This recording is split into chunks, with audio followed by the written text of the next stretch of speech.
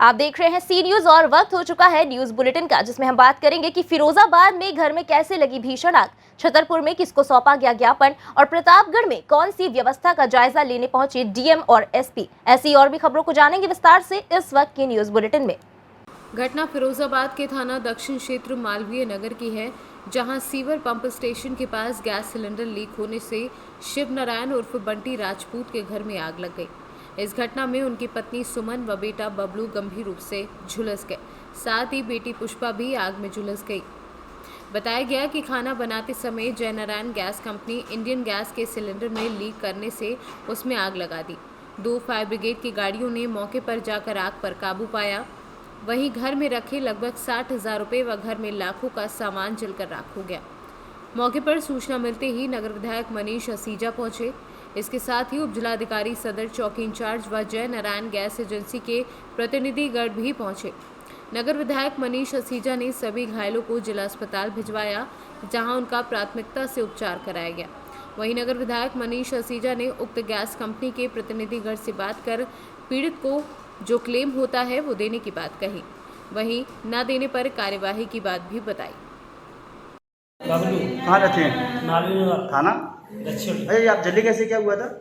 हैं? जल्दी कैसे गए आप? अरे वो सिलेंडर लीकेज कर गया था, गैस में लीकेज कर गया, सिलेंडर लीकेज कर गया था और फिटिंग कर रही थी, इसमें से गैस निकल गई एकदम। अच्छा तो ये आपकी माँ है क्या? ये भी जल गई हैं? हाँ, ये भी क्या नाम है इनका? सम्मान। फिरोजाबाद से सीनू संवाददाता निर्विकार उपाध्याय की रिपोर्ट। बहराइच नानपारा में गोयल तराहा स्थित गोयल ड्रग एजेंसी व गोयल ऑटो पार्ट्स की दुकान में भीषण आग लग गई। दूसरे जनपद से 2 दमकल की गाड़ियां बुलाई गईं और 5 गाड़ियां आग को बुझाने में जुटी रहीं। वहीं इलाकाई पुलिस की टीम भी आग पर काबू पाने में जुटी है। बहराइच से सीनू संवाददाता संतोष मिश्रा की रिपोर्ट।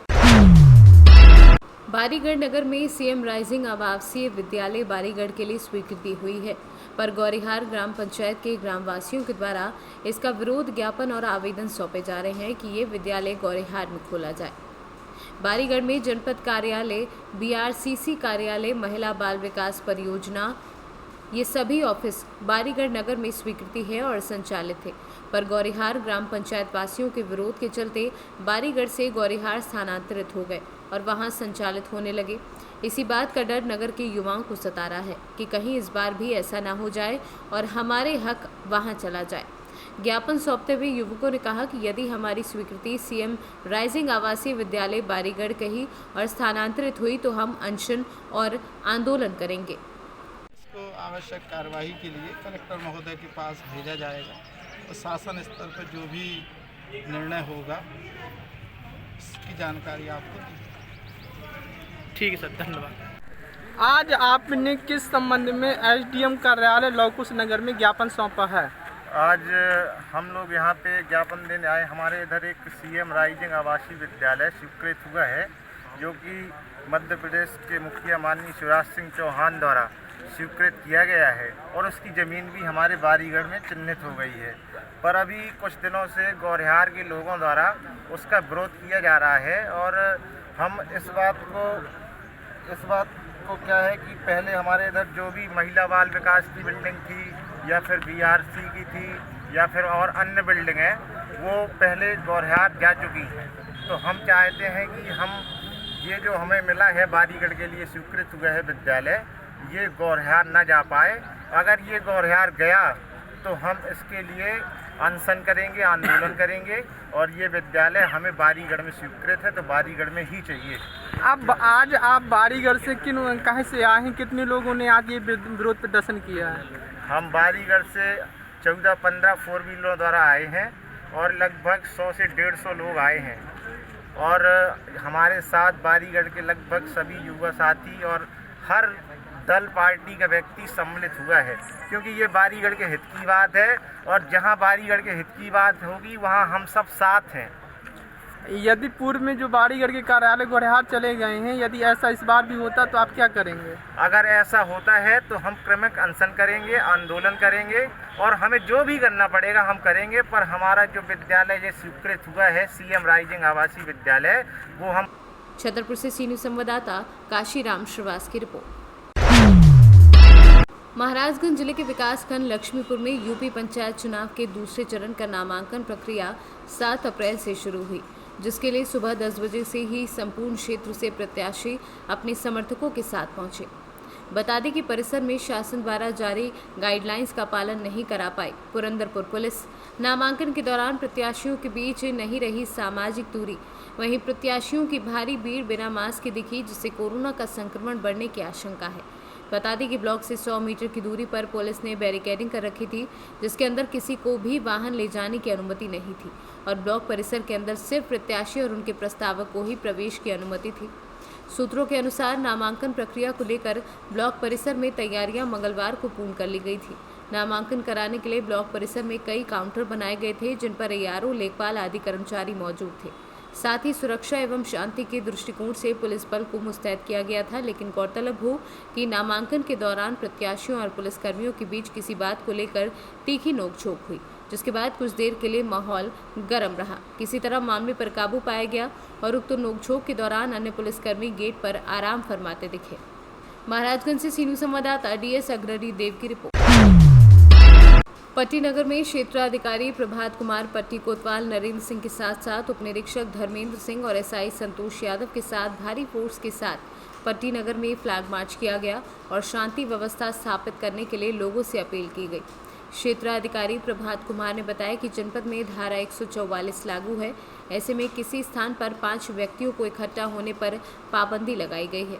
पट्टी कोतवाली प्रभारी नरेंद्र सिंह ने कहा कि आचार संहिता के मद्देनजर सभी लोगों को इसका पालन करना आवश्यक है, जिससे शांति व्यवस्था बरकरार रह सके।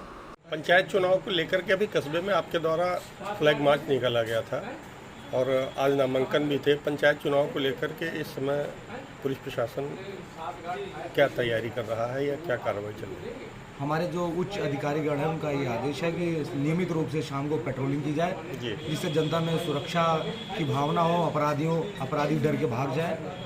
और दूसरा पहलू ये है कि आज नामांकन का प्रथम दिन था हमारे क्षेत्र में और कल भी नामांकन है, तो इसकी वजह से भी जो है पूरी तरह से पुलिस चाक चौबंद थी सुबह से लेके शाम को भी हम लोग फुट पेट्रोलिंग कर रहे थे कस्बे में, गांव में, जिससे जो भी नामांकन करके प्रत्याशी जा रहे हैं कोई विवाद ना हो, उनके अंदर सुरक्षा की भावना रहे, उनको बराबर हम लोग जो है मोटिवेट कर रहे हैं, बात कर रहे हैं, जिससे क्षेत्र में शांति रहे। प्रतापगढ़ से सीनू संवाददाता रोहित जायसवाल की रिपोर्ट। सुबह 8 बजे से शुरू हुई नामांकन पत्र दाखिल करने की प्रक्रिया देर शाम 5 बजे तक चलती रही। समर्थकों संग पहुंचकर प्रत्याशियों ने पर्चे दाखिल किए। बता दें कि विकासखंड के दोनों तरफ पट्टी मुख्य मार्ग को बैरियर लगाकर सड़क को जाम कर दिया था। बैरियर के आगे प्रत्याशी अपने प्रस्तावक के साथ ही जाने की अनुमति पुलिस प्रशासन मुहैया करा रही थी। बावजूद इसके कई ऐसे प्रत्याशी रहे जिनके साथ दर्जनों की संख्याओं में समर्थक भी ब्लॉक मुख्यालय तक पहुंच गए, जहां पर पुलिस ने डंडा पटक कर उन्हें ब्लॉक गेट से भगाया। नामांकन के लिए ब्लॉक परिसर में सुरक्षा के पुख्ता इंतजाम किए गए। इस दौरान प्रत्याशी लाइन में लगे अपनी बारी का इंतजार करते रहे और अपनी बारी आने पर अपना नामांकन पत्र दाखिल किया। वहीं दोपहर 1 बजे अचानक DM SP ब्लॉक परिसर में आ धमके और ब्लॉक परिसर की सुरक्षा व्यवस्था का जायजा लिया। इस दौरान क्षेत्र के बीपुरपुर गांव के प्रधान पद प्रत्याशी राणा सिंह की पत्नी प्रियंका सिंह अपने समर्थकों के साथ पहुंची, तो ब्लॉक से कुछ दूर पहले ही उनके समर्थक नारा लगाते नजर आए, जबकि पट्टी ग्रामीण कुंदनपुर से उम्मीदवार सुरेश शुक्ला, सुमतपुर से सुनीता, पत्नी राज बहादुर पाल समेत सैकड़ों की संख्या में अपने समर्थकों के साथ प्रत्याशियों ने नामांकन पत्र दाखिल किए। पट्टी ब्लॉक में प्रधान पद हेतु 488 कुल नामांकन, ग्राम पंचायत सदस्य हेतु 111 नामांकन और क्षेत्र पंचायत सदस्य हेतु 206 नामांकन हो चुके हैं और बाकी नामांकन हमारा कल भी चलेगा। उसके बाद 9 और 10 तारीख को फॉर्म की स्क्रूटनी की जाएगी। उसके बाद फिर हम सबको तो जो भी प्रत्याशी है इन लोगों को सिंबल देने का कार्य चुनाव चिन्ह आवंटन चुनाव आवंटन और पर्चा बिक्री का भी कार्य चल रहा है। हाँ, पर्चा का भी चल रहा है। कल भी 11 से 1 चलेगा। कल केवल 2 घंटे। जी 2 बजे तक। प्रतापगढ़ से सीनू संवाददाता रोहित जायसवाल की रिपोर्ट। इस वक्त की बड़ी खबरों में बस इतना ही। देश और दुनिया की बाकी खबरों के लिए देखते रहिए सी न्यूज़ भारत।